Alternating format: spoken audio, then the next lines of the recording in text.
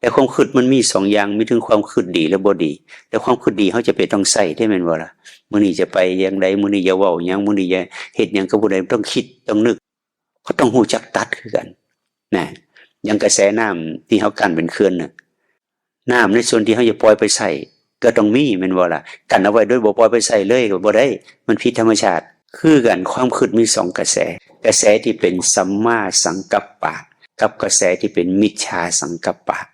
สังกัปปะนี่แปลว่าความคิดความดำริติต้องความใคร่ครวญการพิจารณาเอิ้นว่าสัมมาสังกัปปะสัมมาสังกัปปะตัวนี้เพิ่นให้คิดอยู่3อย่าง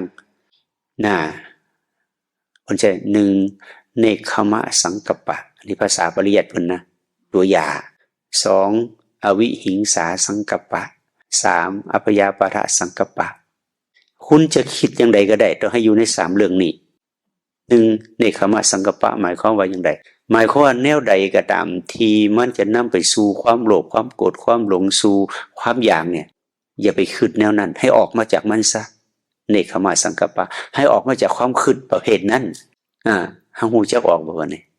แต่บ่ได้ฝึกสติมันจะออกเป็นบ่ออกจากความคิดนะออกบ่ได้มันบ่ได้ขึ้นมายามใดนี่ไหลน้ำมันโลดขึ้นมายามใดเข้าไปในโลดนี่เฮาต้องมาปฏิบัติเนกขมะสังกัปปะคืออย่าเข้าไปในความคิดบ่ดีนะ2อวิหิงสาคิดแนวใดก็ตามที่มันจะไปเบียดเบียนเจ้าของกับเบียดเบียนผู้อื่นเนี่ยก็บ่ให้ไปคิดในเรื่องนั้นหลายถ้าตามท่านก็ตัดออกไปเลยเบียดเบียนผู้อื่น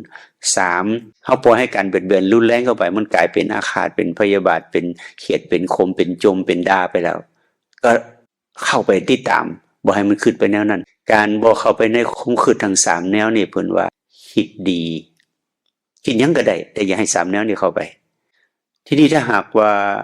เฮาคิดส่วนใหญ่มันก็ตกในทาง3แนว1เข้าไปในความคิดแม่นบ่ล่ะ2เข้าไปความคิดแล้วมักจะเบียดเบียนเจ้าของแล้วผู้อื่นความคิดเบียดเบียนเฮาคิดส่วนใหญ่คนส่วนใหญ่จะคิดดีบ่ส่วนใหญ่มันคิดบ่ดีล่ะเบียดเบียนเจ้าของคิดแล้วก็ไปยึดความคิดเป็นถูกเป็นผิด3อย่างเนี่ย